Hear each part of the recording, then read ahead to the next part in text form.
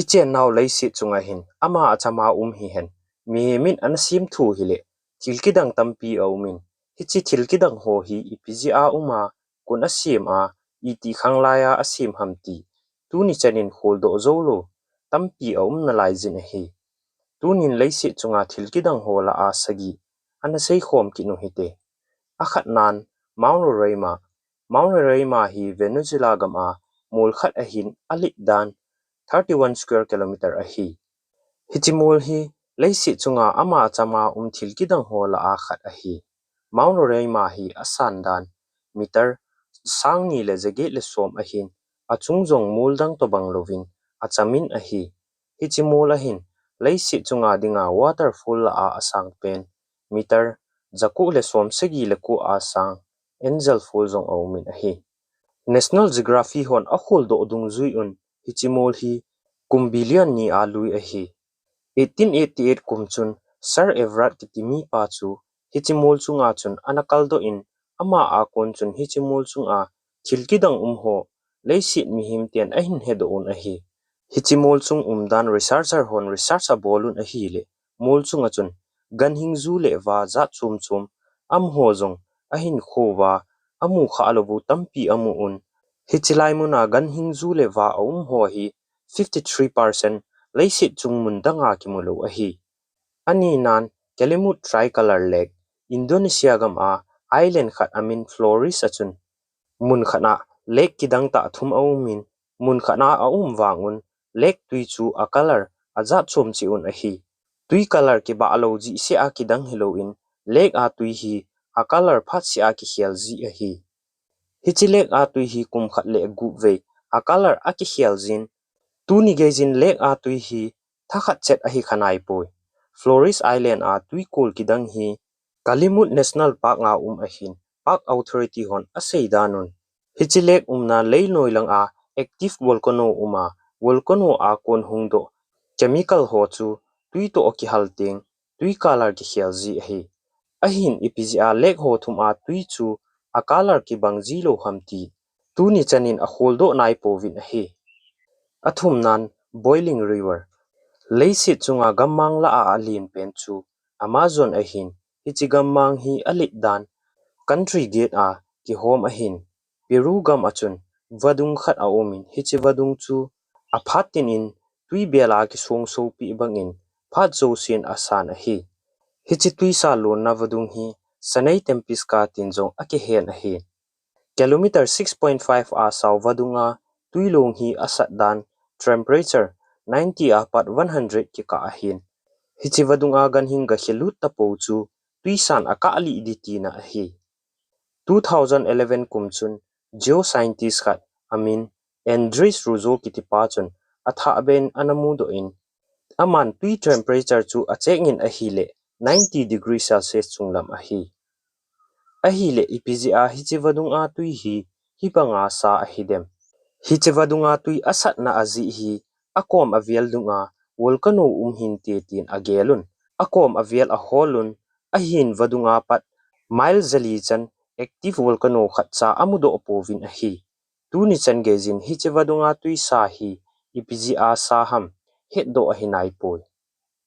alinan crooked forest leisi chunga thingphung ho atamzo jangke za ding a hin pollen gam noi muna gammang achon thingphung zo se ki tu chenin a kon su ke jun a hi hichi thingphung kon namun hi crooked forest in a ki hen hi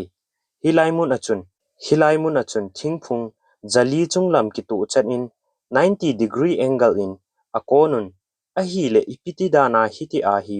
thingphung chuzat pi chu ki tu chana konu a hidem hichi thingphung a kon dan hi lungyal su to za chum chum a umin kon khat chun hichi thingphung aniaw laiza bu bang hat ta hi a hichi bu bang ho chun avu khumji a kon hinte ativin kon khat chun hichi gammang a hi gravitational pull hat chum a thingphung ho hi azob on hinti atikit nun kon khat ma chun hichi thingphung aniaw laiza hi mhim ten tona a hi lo le mancha za chum chum dinga ana he kon thu u hidin aging mo un a hi anga nan the sleeping city of Karachi Kazakhstan gama Karachi kiti khoneu khat achun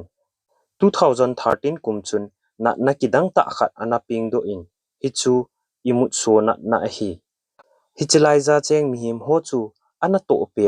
alam zot pe no akichip jang lai jun a imut wa su in lam thong lai ki hello awum namun wa ai muthu un angoi tha un a hi agam a mihim zo se imut so nan apha ji un Kazakhstan government in zo mihim zo si anapu do un apat na lang chun hichi khomi te chu ane u ancha akon a hi lo le atuine uwa ko na thilphalo jawa hin te tin aging mo un tes abolun normal a hi su ke in a hi a hin kum thum zo 2015 kum in kalachi khoto kinai cha mun khana masanga uranium mining mun ki kha sa akon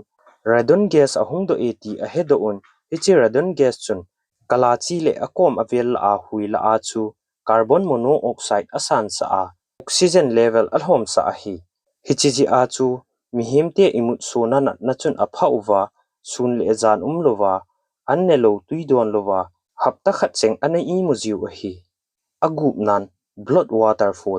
waterfall hi mitin in imu kha su ke zu a hin Antarctica gam a waterfall kha chu thisan lung to akilovin a hi Taylor Glacier a kon hunglong do waterfall chu bloodfall tin aki hen a hi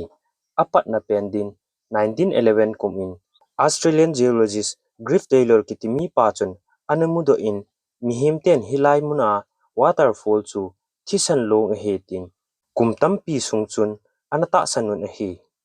ahin research abol lew athilmu do uchun thilkhul le ho chu alungu akidan sa che in a hi Scientists on tui hunglong do ho chu a temperature a check lew -17 degrees Celsius a hi le tui dap dan 17 degrees Celsius a hi nunga zong tui chu bu thang ki su lo wa hin tem tin alungu adong in a hi geology so chon a hol be lew ichi glacier noi langa chu lek khat uma lek a tui chu tui khang len sanga chi alzo a hi ti a hedo un chule a tui color asan na azi pen chu a hi le leinuiza iron to oxygen aki halzi a tui color san a hi ti a hedo un a hi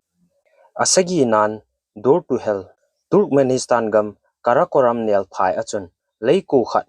kumsom nga wal me akovin a hi fit zakhat na thu leiko meiko hi damon kot pi a hi lo le door to hell tin aki hen a hi hilai muna meiko hi gopi zu hen lang hui pi nung jong le ichimei hi ako bang be ma nukta a ko a hi le ipibola hilai muna hi meika a hi dem 1971 kumchun Soviet geologist team hon karakoram nial phaiza thau tui hol na a lei a khu jing lai jun lei a hung tha thung in ichi lei tha thung a kon chun methane gas tampi a hung do in methane gas hi huila a le mihim te dinga thi na thei gas phalo a hi ji chun methane gas hung do ho chu huijin apu jal lo na din an halun umho gel chun methane gas hi aka chai paisa mei chu ama achama thidinga angai to a hi ahin ni chom khat kadinga angai to mei chu aki hal ni apat kum som nga le kum nga a hingtan aka angai bangin aka jing na lai jin a hi hilai mun vedin kum si le mihim sang som chunglam ahung jingun a hi tuni ni kho a leisit chunga thilkidang pathin sim hi hen mihim sim hi zong le isei thei chanu hi chan hin aki chai tai a chai na chan gei ne hing ngai pi zu in na chunga ki pa thu ka hin sei ki ne chule